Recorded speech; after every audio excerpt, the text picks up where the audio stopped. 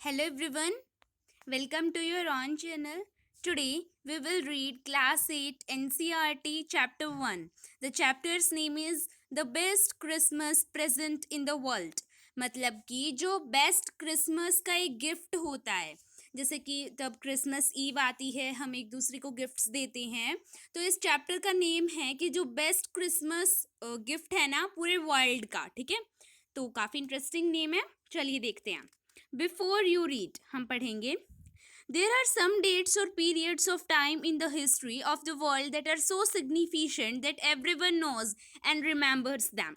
जैसा कि आपको पता है कि कुछ ऐसे डेट्स होते हैं, कुछ ऐसे पीरियड्स ऑफ टाइम होते हैं हिस्ट्री में, पूरे वर्ल्ड में, वर्ल्ड की हिस्ट्री में क्या होता है कि जो बहुत इम्पोर्टेंस रखते हैं और उनके बारे में हर किसी को पता रहता है और उन्हें याद रखते हैं। The story you will read mentions one such date and event. जो आज स्टोरी आप रीड करोगे वो एक ऐसी ही एक डेट मेंशन करेगी और एक इवेंट है उसके बारे में। A war between the British and Germans in 1914। किसके बीच में वॉर है? ब्रिटिशर्स और जर्मन्स के बीच में 1914 में। आपको याद आ गया होगा ये वॉर कौन सा वॉर है? World war 1। ठीक है, can you guess which war it was? तो शायद आपको सभी को पता होगा ये वर्ल्ड वॉर 1 है। Do you know which events the dates below refer to? जो नीचे डेट्स दे रखी हैं वो किस इवेंट्स की हैं? आप में से ज़्यादातर बच्चों को पता होगा, लेकिन एक बार फिर भी हम रिमाइंड कर देते हैं, ये आपको याद रखनी होंगी। ये वैसे तो एग्जाम्स में नहीं आती हैं लेकिन कई बार दे देते हैं। 4 जुलाई 1776, आपको पता होगा कि अमेरिकन डिक्लेरेशन ऑफ इंडिपेंडेंस, जो अमेरिका है उसकी डिक्लेरेशन हुई थी इंडिपेंडेंस की। नेक्स्ट है 17 सितंबर 1903। इस दिन क्या हुआ था ये तो आप सभी को ही पता होना चाहिए। आप जिसमें बैठते हो या बैठने की चाह रखते हो कि हम भी एक एरोप्लेन में बैठे। जी हाँ, इस दिन विल्बोर और वाइल्ड राइट ब्रदर्स ने क्या किया था? अपना फर्स्ट फाइट किया था और एयर में वो 12 सेकेंड्स रहे थे और उन्होंने 120 फीट को कवर कर लिया था। जी हाँ, इस दिन एरोप्लेन से रिलेटेड है ये डेट। 6 अगस्त 1945, इसको शायद आपको सभी को पता होगा, इसे हिरोशिमा डे बोलते हैं।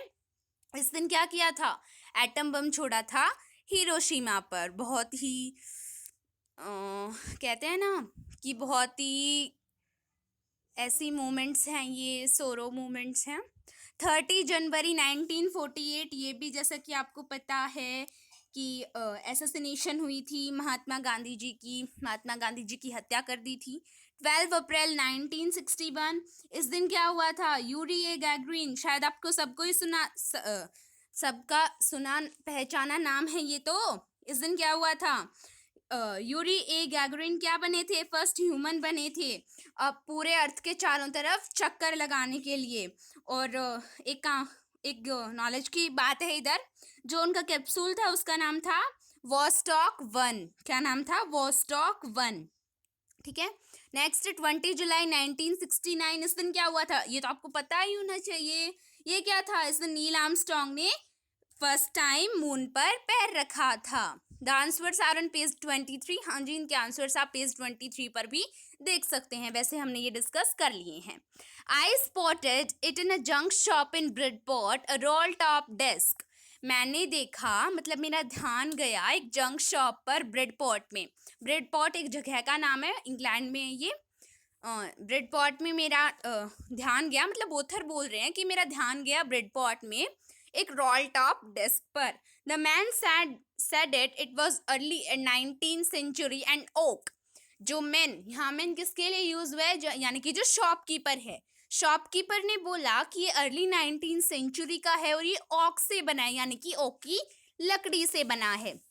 आई हैड वॉन्टेड वन, मुझे एक चाहिए था। But they were far too expensive, लेकिन क्या थे? वो बहुत ज़्यादा एक्सपेंसिव थे। This one was in a bad condition, ये कैसा था? एक बैड कंडीशन में था, मतलब कि इसकी हालत खराब थी।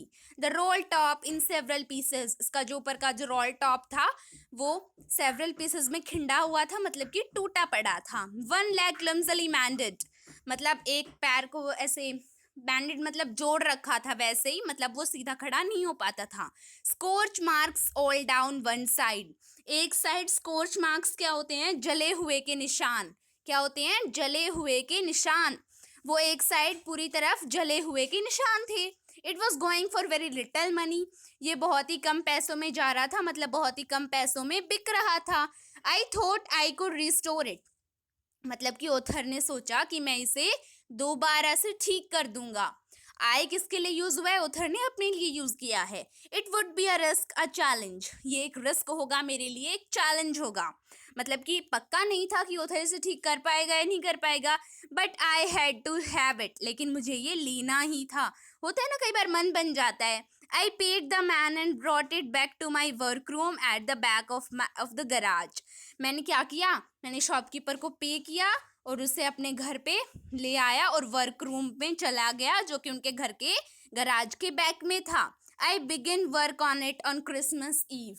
जी हाँ, मैंने उस पे क्रिसमस ईव वाले दिन उस पे वर्क करना स्टार्ट कर दिया। I removed the roll top completely and pulled out the drawers. मैंने क्या किया? उसका रोल टॉप था, उसे कंप्लीटली रिमूव कर दिया और जो ड्रॉर्स थे उन्हें बाहर निकाल दिया। The veneer had lifted almost everywhere.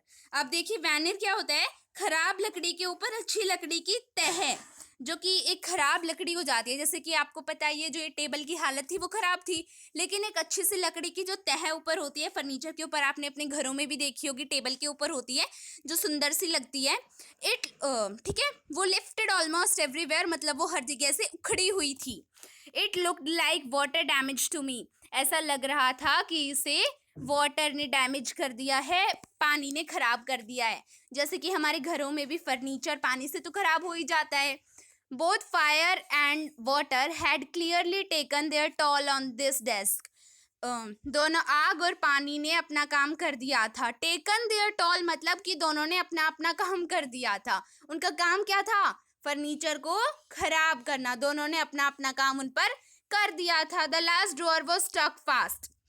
जो लास्ट ड्रॉअर था वो टाइटली स्टक था, ठीक है, टाइटली स्टक था। I tried all I could to ease it out gently, मतलब पहले क्या पढ़ा था हमने कि उसने सारे ड्रॉर्स खींच लिए थे, लेकिन जो लास्ट था वो थोड़ा सा टाइट था, उसने उसे आराम से खींचने की कोशिश की।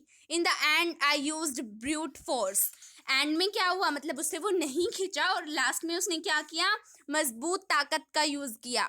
I struck it sharply with the side of my fist and the drawer flew open to reveal a shallow space. क्या हुआ? उसने शार्पली उसको स्ट्रक किया। अब फिस्ट मतलब मुक्का होता है, ठीक है, अपने मुक्के की साइड से उसे शार्पली स्ट्रक किया और ड्रॉअर क्या था? Flew open to reveal a shallow space.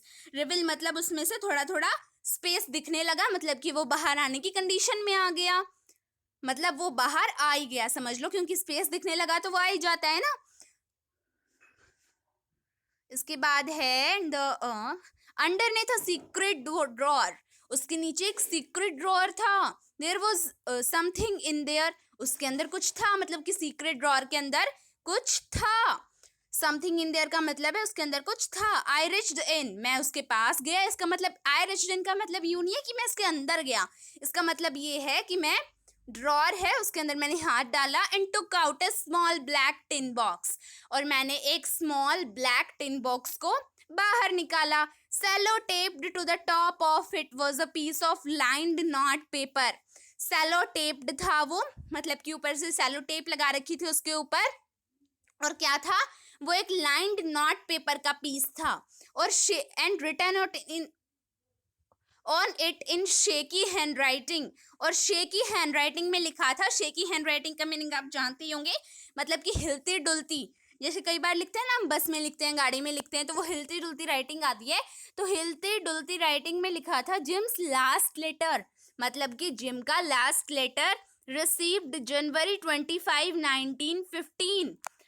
जनवरी 25, 1950, मतलब कि ये डेट डाल रखी है। To be buried with me when the time comes, लिखा है कि इसे मेरे साथ दबाया जाए, मतलब कि कोई मरता है तो उसका दाह संस्कार करते हैं तो उससे बोलते हैं बरी, तो इसे मेरे साथ दबाया जाए। I knew as I did it was that wrong to me to open the books. तो मतलब अब ऑथर का आ गया। ऑथर कहते हैं कि मुझे पता था कि इसे खोलना मेरे लिए गलत होगा, क्योंकि हमें किसी की भी सीक्रेट चीजें नहीं खोलनी चाहिए ना, और ये लग रहा था कि ये किसी का सीक्रेट है। But curiosity got better of my scruples, लेकिन जो क्यूरियोसिटी, मेरी जानने की इच्छा थी, वो स्क्रपल्स होते हैं नैतिक हिचक, मतलब कि नैतिक हिचक हो जाती है हमें, जो हमारी नैतिक शिक्षा में हमें पढ़े होते हैं, अगर हम उसके विरोध जाते हैं तो हमें थोड़ी सी हिचक आ जाती है। लेकिन क्यूरियोसिटी इतनी बढ़ गई कि जो उसके स्क्रपल्स नैतिक हिचक हो रही थी वो उसके ऊपर चली गई, मतलब उसकी पावर ज्यादा हो गई और दिमाग पर। इट यूजुअली डज, और कई कई बार हो जाती है, हमारे भी तो हो जाती है ना कई बार। Inside the box there was an envelope, box के अंदर एक एनवलप था। द एड्रेस रीड, एड्रेस में क्या लिखा था? Mrs Jim McPherson, 12 Copper Beeches Bridport Dorset. Address में लिखा था Mrs Jim McPherson.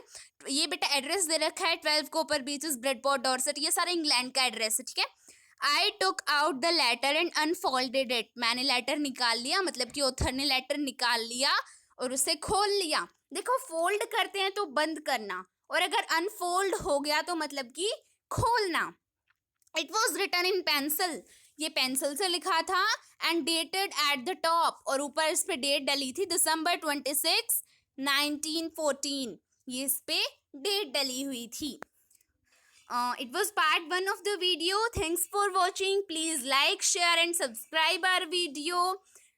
Again, thanks for watching. We will be back soon. Thanks.